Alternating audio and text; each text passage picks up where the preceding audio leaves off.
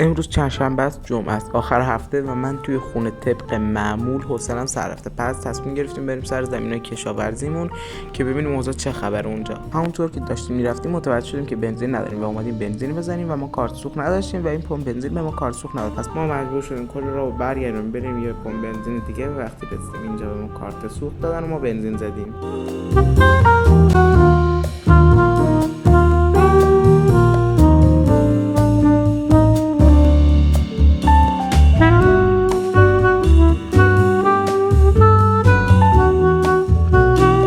خب ما بالاخره بعد از کلی مشقت و بدبختی رسیدیم و من از همون لحظه اولی که رسیدیم که هوا روشن بود شروع کردم به جمع کردن چوب و وسایل مثل خار و اینا که بتونم راحت تر باش آتیش روشن کنم. چوبا رو جمع کردم، خوردشون کردم و رفتم سراغ روشن کردن آتیش.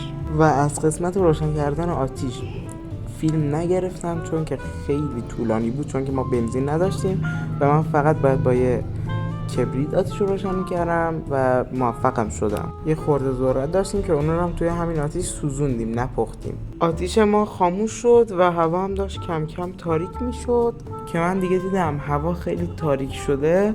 آتیش رو دوباره نگم با چه دردسری روشن کردم و خیلی ممنونم که مینی ولاگ منو تا آخرش نگاه کردین. لایک و سابسکرایب یادتون نره.